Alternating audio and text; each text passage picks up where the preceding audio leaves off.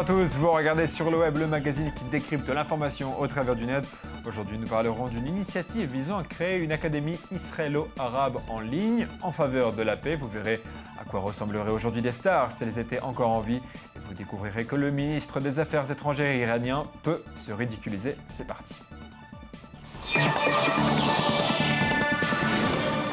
Il semble que les Iraniens ne soient pas du tout satisfaits de la manière dont se déroulent les négociations avec l'Occident. Ils ont donc une nouvelle stratégie, un clip YouTube assez étrange. Mohammad Javad Zarif, le ministre des Affaires étrangères iranien, est à l'origine de la vidéo. Son but est d'expliquer au monde pourquoi l'Iran a le droit au nucléaire. Il s'agit là de la première vidéo personnelle du ministre. La vidéo a d'ailleurs été publiée sur son compte personnel. Elle met en scène toute une série d'émotions, vous allez voir. C'est assez surprenant. À la fin de la vidéo, il affirme « Nous l'avons promis à notre peuple et au monde et nous respectons nos promesses ».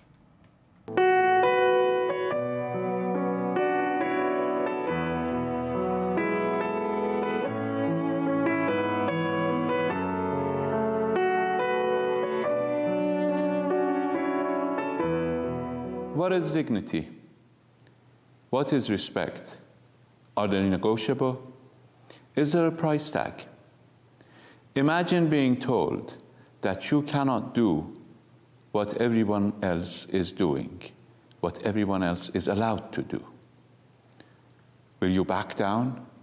Would you relent? Or would you stand your ground?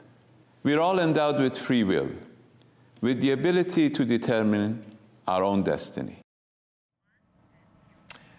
C'est mignon. Et puis alors, à la fin de la vidéo, vous verrez, si vous cherchez sur Internet, elle existe. Il tourne plusieurs feuilles, comme ça, des papiers à la fin du clip. On ne sait pas trop pourquoi.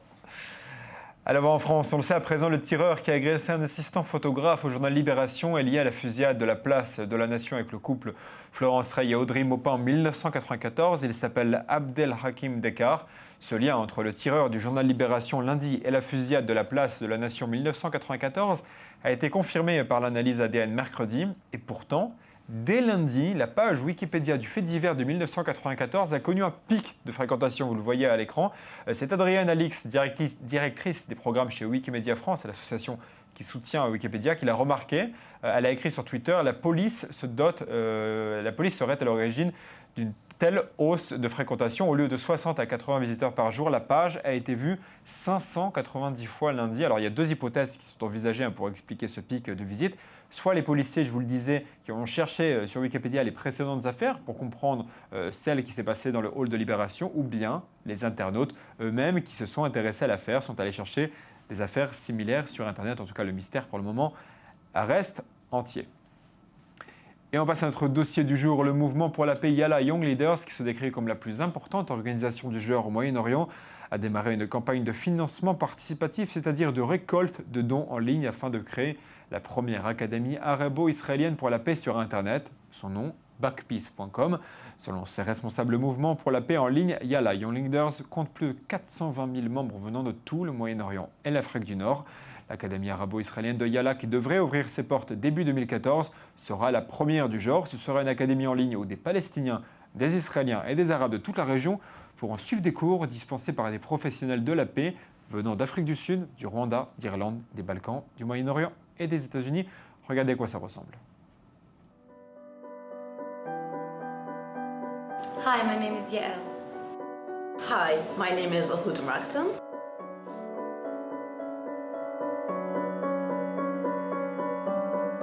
I'm working for the Nelson Mandela Institute for Peace and Good Governance. We'll be giving lectures to 1,000 students from across the Middle East, and Arabs and Israelis, to teach them the actual practical ways that people make peace, to give them hope and to show them that there is a different answer for the issues. We will recruit more and more students and participants, and so we will extend the Yalla family, because the education is the most important thing in life to make change.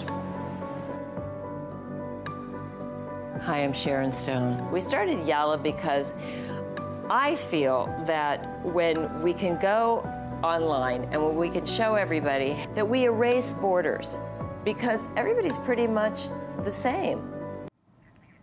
Et pour parler de ce projet, j'accueille sur ce plateau Sarah Benazera, chargée de projet au sein de Yala Young Leaders. Sarah, bonjour. Bonjour. Merci beaucoup d'être avec nous. Nous avons beaucoup de questions à vous poser sur cette belle initiative. Est-ce que vous pouvez rapidement tout d'abord nous décrire cette académie et pourquoi est-ce que vous avez choisi de passer par Internet pour la financer? D'accord. Merci d'abord de m'avoir invité. Avec plaisir. Donc l'Académie pour la paix de Yala, c'est une idée qui vient du fait qu'il faut être un peu humble. C'est qu'apparemment, on ne s'en sort pas très bien pour construire la paix dans notre région. Et il y a des exemples dans le monde entier où les gens s'en sont sortis. Ou par exemple, on regarde au Rwanda, où en 1994, en à peine 3 mois, environ 1 million de personnes ont été massacrées. Et aujourd'hui, ils s'en sont sortis. Ils ont appris des choses. Et on veut apprendre de ces gens-là, du Rwanda, d'Irlande du Nord, des gens qui ont réellement, sur le terrain, connu des conflits, se sont débrouillés mieux que nous pour en sortir, ou peut-être ont pris plus de temps. Et maintenant, nous, les jeunes du Moyen-Orient, on a besoin de ces outils-là pour être concrets et avancer. Quels sont un peu les retours que vous avez à propos de ce sujet? Est-ce qu'il existe beaucoup d'Israéliens et de Palestiniens qui ont envie d'étudier ensemble dans cette académie? C'est ça qui est vraiment très, très rassurant, qui nous apporte beaucoup d'espoir, c'est que le retour est incroyable.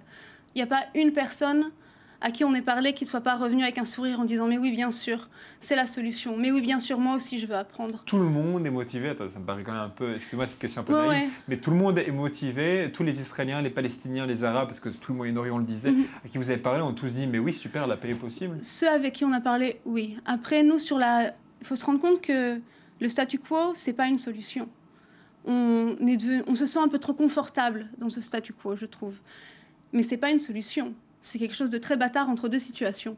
Maintenant, il faut s'en sortir. Et parce qu'on veut que notre région progresse et aille de l'avant dans une direction positive aussi pour la jeunesse, maintenant, il faut prendre nos responsabilités et se dire, OK, on a fait des erreurs dans le passé, maintenant, il faut aller de l'avant.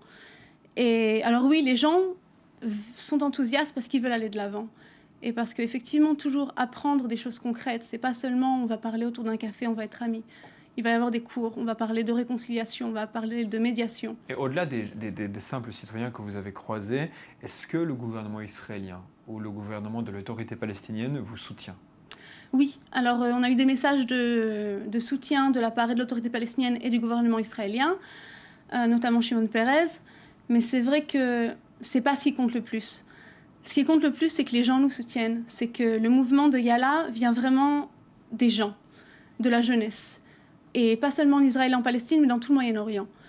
Et c'est pour ça qu'on qu'on a commencé le financement de notre université par une campagne de financement participatif. On va parler justement de cette... non, mais je vous en prie. On va parler justement de cette campagne, parce que c'est pour là que vous êtes ici, sur cette campagne en ligne sur Internet. À l'heure actuelle, combien d'argent, combien avez-vous besoin et qui donne de l'argent? Et comment on fait pour donner de l'argent? D'accord, donc on est au tout début de cette campagne de financement participatif. L'idée, c'est que tout le monde peut donner. Où ça? Alors, c'est sur www.backpeace.com. Backpeace.com, d'accord. Combien d'argent jusqu'à présent récolté? Pour l'instant, on en est à environ $2000. Et il vous en faut combien? Et il nous en faut, notre but, c'est $300 000. On vient de commencer, c'est le principe du crowdfunding, comme on dit en anglais, c'est que ça vient petit à petit. Et on veut pas seulement que les grands donneurs qui ont beaucoup d'argent se sentent concernés. Tout le monde est concerné par la paix. Et le don minimum est de $5, ce qui fait environ 3 €. Tout le monde peut se sentir concerné et investir dans la paix. Merci beaucoup Sarah pour vos réponses. Je rappelle que vous êtes chargée de projet au sein de Yala Young Leaders. Je rappelle aussi alors l'adresse backpeace.com pour participer à tous ceux qui croient à cette académie de la paix en ligne entre Israéliens et Arabes. Merci beaucoup Sarah d'avoir été avec nous et bon courage. Merci. Le service d'écoute de musique en ligne français Deezer compte débarquer aux États-Unis l'année prochaine, mais l'aventure s'annonce difficile pour l'entreprise. Le marché américain de la musique en ligne est en effet très concurrentiel. Alors on se souvient que Google, Apple et Amazon ont également des projets dans ce domaine. Malgré tout, on comprend que l'entreprise française veuille s'attaquer aux États-Unis. En effet, le marché américain de la musique en ligne est le plus profitable à l'heure actuelle. Le cofondateur de Deezer a indiqué que l'arrivée de l'entreprise française se fera aux États-Unis en 2014. On se doute qu'il aura besoin de partenaires propres sur le marché, probablement un opérateur de téléphonie mobile, comme ce qu'il avait fait avec Orange en France. Une start-up basée à Stockholm est sur le point de débarquer aux Pays-Bas. Elle s'appelle Instabridge. On connaît tous le principe du Wi-Fi gratuit à partir de spots dispersés dans la ville. Il y a par exemple Free Wi-Fi en France. La start-up d'origine suédoise a révolutionné le concept en transformant l'idée en une sorte de réseau social. L'idée est simple, vous pouvez décider qui se connecte à votre connexion Internet. Mieux encore, si vous pouvez vous connecter à une connexion Internet d'un lieu, en obtenant le mot de passe d'un café par exemple, vous pouvez permettre à tous vos amis de l'utiliser aussi. Regardez. So, I'm at my friend's place, and I want to use his Wi-Fi. And you know what that's like. Wouldn't it be easier if it worked like this?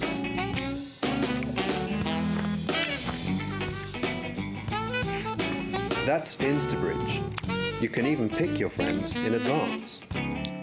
And once they come to your place, they'll just be connected. And it's not just your home Wi-Fi. You can share any network you connect to. Like at a cafe. If one of you connects to Wi-Fi, then you're all connected. So what if you're the kind of guy that has more than just one phone? Don't worry. It will be synced to all of them, and to your tablet. Voilà, sachez que la start-up s'apprête à déployer 300 spots dans la ville d'Amsterdam. La liste des stars qui nous ont quittés trop tôt et très longue. Bob Marley, John Lennon, Elvis Presley et Kurt Cobain, les exemples ne manquent pas. Certains se demandent à quoi ressembleraient ces stars si elles étaient toujours en vie. Grâce à un partenariat entre l'agence de relations publiques américaine Saks Media Group et le site de retouche photo Fojo, vous pouvez maintenant voir à quoi elles ressembleraient aujourd'hui, évidemment, si elles étaient toujours en vie. Alors, regardez quelques exemples, vous voyez Bob Marley à l'écran, ou encore d'autres célébrités que vous voyez défiler à quoi elles ressembleraient aujourd'hui si elles étaient toujours en vie. Allez, on passe au sujet décalé du jour, c'est l'œil du net. Vous avez vu cette semaine Jean-Claude Van Damme dans une position assez étrange à l'équilibre entre deux camions pour prouver la stabilité des systèmes Volvo. Il fallait s'y attendre, des parodies existent déjà. I've had my ups and downs. Being an undercover cop, that's what made me what I am today. Surviving high school is no easy task. Neither is being a college freshman at my age.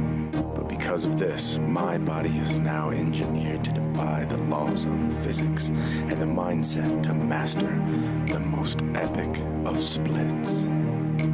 Who can say where the road goes, where the day flows, only time? And who can say if your love grows as your heart shows, only time? We are Ils sont morts de rire en régie. YouTube est interdit au Pakistan et pour mobiliser l'attention du public sur le sujet des membres de Pakistan for All, un groupe pour la défense des minorités, ont préféré jouer la carte de l'humour. Une mascotte de YouTube s'est baladée dans Karachi avec la pancarte « Un câlin, si vous voulez que je revienne ». La vidéo, elle, est accompagnée de la chanson « I want you back », « Je veux que tu reviennes » des Jackson 5.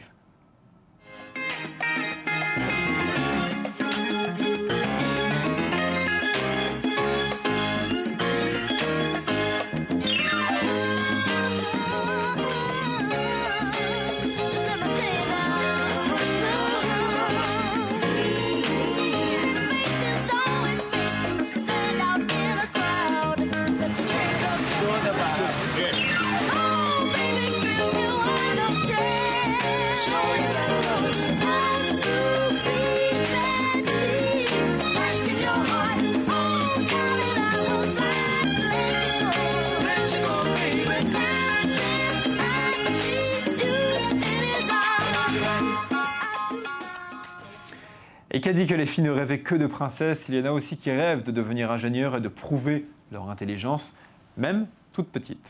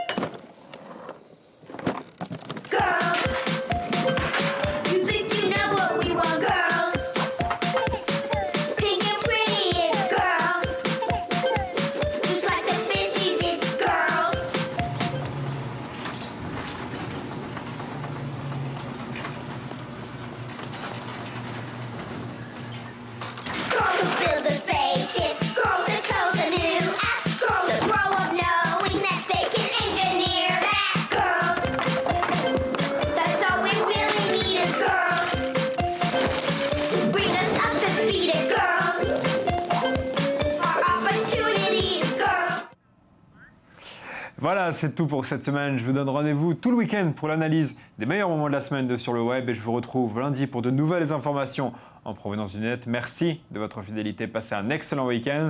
Bye. Vous me manquez déjà.